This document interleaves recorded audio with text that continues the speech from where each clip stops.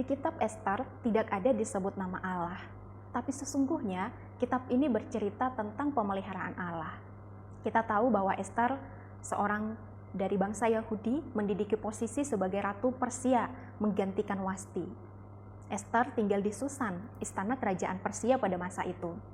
Kerajaan Persia sebelumnya itu dikuasai oleh bangsa Babel, dan bangsa Babel lah yang mengangkut bangsa Yahudi sebagai tawanan ke sana. Namun sekalipun bangsa Yahudi berada di tanah pembuangan ini, mereka tetap mempertahankan budaya, adat istiadat, dan kepercayaan mereka kepada Allah. Pada bagian ini kita dibukakan tentang Haman yang memiliki posisi penting di dalam kerajaan, dan dia sangat membenci bangsa Yahudi. Kemudian dia mengeluarkan surat untuk memusnahkan semua bangsa Yahudi yang ada dalam kerajaan Persia. Hal ini tentu membuat Mordekai, paman dari Ester, dan juga bangsa Yahudi lainnya terancam binasa, dan mereka pun meratap dan berkabung.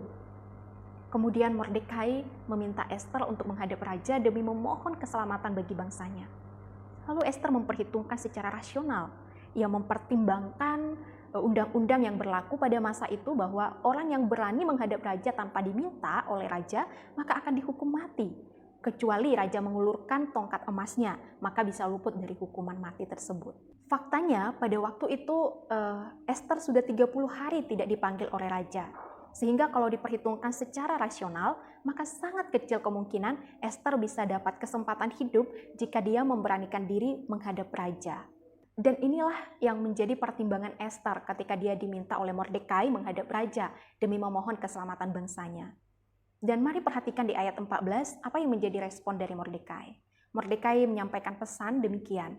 Sebab sekalipun engkau pada saat ini berdiam diri saja, bagi orang Yahudi akan timbul juga pertolongan dan kelepasan dari pihak lain.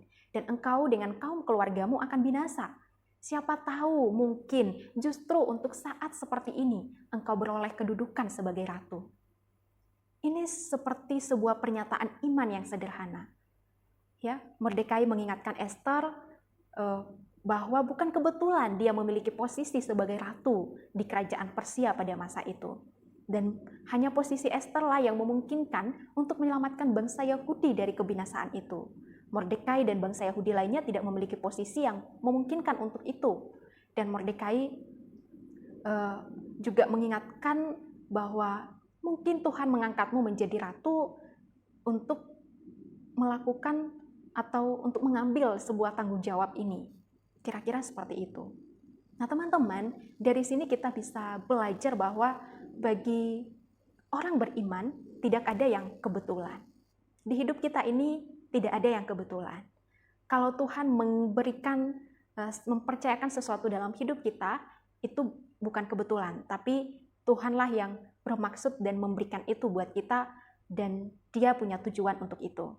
Dan kalau Tuhan mengizinkan sesuatu dalam hidup kita, Tuhan juga bukan sedang keliru atau asal-asalan di dalam mengizinkan itu. Tapi Tuhan sudah mempertimbangkan dan Tuhan punya maksud di dalam segala sesuatu yang Dia izinkan dalam hidup kita.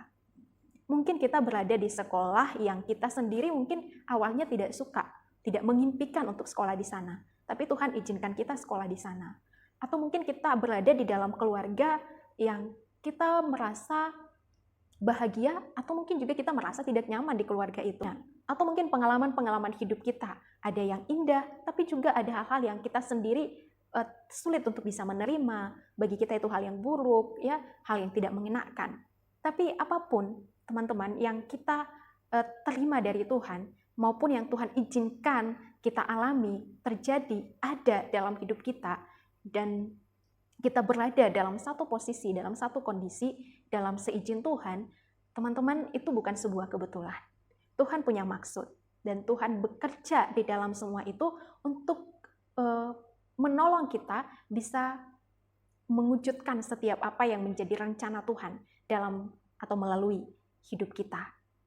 Nah, dan juga teman-teman, dari sini kita juga diingatkan bahwa sesuatu yang Tuhan percayakan bagi kita itu bukan semata-mata untuk kepentingan pribadi kita, tapi Tuhan bisa saja ya mempercayakan kita sesuatu karena Dia mau kita mengambil sebuah tanggung jawab, ya, yang itu untuk kepentingan kerajaan Allah, untuk kepentingan orang-orang di sekitar kita.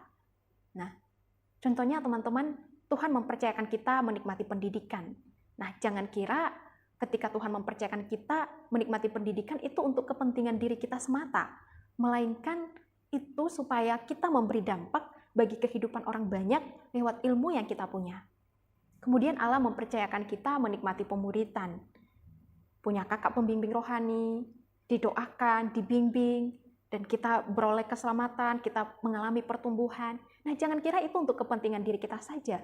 Allah ingin supaya kita pun terlibat di dalam visi pemuritan itu sendiri, sehingga kehadiran kita sebagai murid itu boleh dirasakan ya di tengah dunia ini, dan semakin banyak orang juga yang boleh dibentuk menjadi murid sejati. Nah, melalui keterlibatan kita dalam visi itu, Tuhan juga mempercayakan kita lahir di generasi sekarang dan menjadi bagian dari bangsa Indonesia saat ini. Teman-teman, itu juga bukan semata-mata supaya kita sendiri boleh menikmati segala fasilitas dan kehidupan yang nyaman di generasi dan bangsa ini. Melainkan Tuhan ingin supaya kita berbuat sesuatu untuk kebaikan generasi ini maupun bangsa ini. Atau teman-teman, Tuhan memberikan kita harta, posisi, karunia, bakat, kecerdasan, dan berbagai berkat Tuhan lainnya. Nah, jangan berpikir bahwa itu untuk kepuasan dan kepentingan diri kita sendiri, melainkan Tuhan ingin supaya melalui itu kita menjadi berkat bagi orang lain, kita menjadi terang bagi dunia ini, kita memperluas kerajaan Allah di tengah-tengah dunia ini, mempermuliakan nama Tuhan melalui semua yang Dia percayakan tadi. Inilah cara berpikir Kristen yang harus dimiliki oleh orang yang punya identitas sebagai anak-anak Tuhan ataupun sebagai murid Kristus. Nah, teman-teman, kita perlu dengan serius merenungkan, memikirkan hal ini, dan juga menerapkannya dalam hidup kita. Apapun yang kamu alami, yang terjadi, yang Tuhan berikan, Tuhan izinkan di dalam hidupmu, itu bukan suatu kebetulan. Tuhan punya maksud. Berdamailah dengan itu. Dan sesuatu yang Tuhan percayakan bagimu, mari kerjakan tanggung jawabmu untuk boleh menyalurkan berkat Tuhan, ya, memperluas kerajaan Tuhan lewat segala yang baik yang Dia telah percayakan kepadamu. Bahkan juga dalam hal yang buruk sekalipun yang terjadi di hidup kita, ada kebaikan yang Tuhan kerjakan, dan melalui itu kita juga bisa dipakai Tuhan menjadi berkat bagi orang lain, bagi kemuliaan Tuhan. Nah, kemudian teman-teman di ayat 15-16, Ester memilih mengerjakan bagian atau perannya untuk bertindak menyelamatkan bangsanya dari pemusnahan. Ia tidak diam menikmati saja hidupnya yang sudah aman di istana. Ester juga tidak hanya bergerak sendiri, namun ia menyadari keterbatasannya dan dia cukup rendah hati untuk meminta semua bangsa Yahudi terlibat melalui berpuasa untuk perjuangannya Ester. Selain itu, Ester juga tidak mengandalkan semata-mata kekuatan atau usaha manusia, melainkan ia bergantung penuh kepada Allah. Itu sebabnya dia berpuasa dan meminta seluruh bangsa Yahudi berpuasa sebagai bentuk memohon pertolongan kepada Allah. Teman-teman, apakah sebagai seorang murid Kristus, kita sudah mengerjakan apa yang menjadi bagian atau peran kita dengan sungguh-sungguh, seperti Ester tadi? Nah, teman-teman, kita tidak boleh hanya meminta Tuhan menerangi dan memberkati Indonesia ini, sementara kita sendiri tidak berusaha mengerjakan peran kita sebagai terang dan garam di tengah bangsa ini atau generasi ini. Dalam kondisi tertentu di hidup ini, Tuhan meminta kita untuk diam saja, dan Dia sendirilah yang bertindak memberi pertolongan. Tapi dalam beberapa kondisi, bahkan banyak kondisi, Tuhan sudah memberikan kita peran atau bagian untuk kita kerjakan. Dan Tuhan bertindak melalui setiap peran atau bagian yang kita kerjakan itu. Nah, teman-teman, kita tidak bisa hanya meminta Tuhan menyelamatkan generasi ini dari kebobrokan, sementara kita tidak mengerjakan panggilan kita untuk melayani generasi ini. Kita tidak bisa meminta Tuhan karuniakan kepintaran, pertumbuhan kepada kita, sementara kita sendiri tidak mengerjakan bagian untuk belajar sungguh-sungguh maupun untuk setia dimuridkan, baik melalui KTB ataupun pembinaan dan yang lainnya.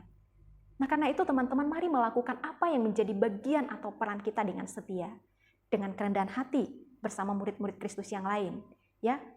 Sama seperti Ester, sendiri saja tidak cukup gitu.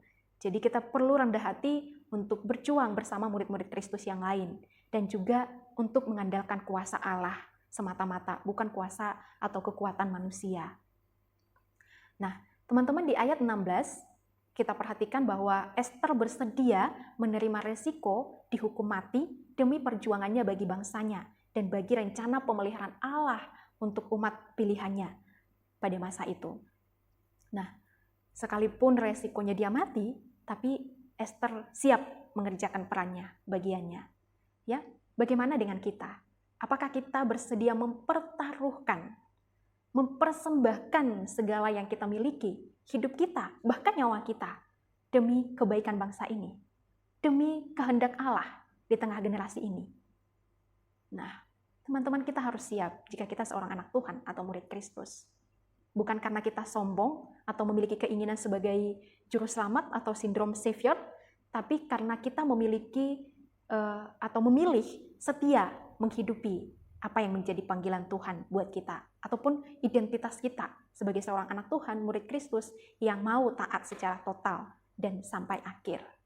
Dan terakhir, teman-teman, kisah Ester, sang ratu yang rela mati untuk menebus bangsanya dari pemusnahan ini juga mengingatkan kita pada Yesus Tuhan yang rela mati untuk menebus kita dari dosa serta kebinasaan. Ester pada kisah ini tidak mati pada akhirnya ketika dia menghadap raja, namun Yesus benar-benar mati, menderita demi untuk menebus kita dari kebinasaan, dari dosa. Namun dia juga bangkit pada hari yang ketiga karena dia adalah Tuhan yang berkuasa atas hidup maupun mati. Yesus adalah penebus kita yang sejati. Ia telah menebus kita orang-orang berdosa ini dari kebinasaan. Ia juga telah menebus kita, orang-orang yang sering mementingkan diri sendiri ini, yang sering jatuh dalam dosa, yang sering gagal mentaati Allah, yang sering egois, sering dikuasai rasa khawatir, takut, dan lain-lain. Yesus penebus sejati kita dari semua itu. Nah, karena itu mari memandang kepada Yesus, sang penebus yang sejati, dan mari menyerahkan hidup kita untuk dipakai olehnya di tengah generasi ini, di tengah bangsa ini, di tempat di mana Tuhan menempatkan kita masing-masing, dengan segala yang Dia sudah percayakan di dalam hidup kita.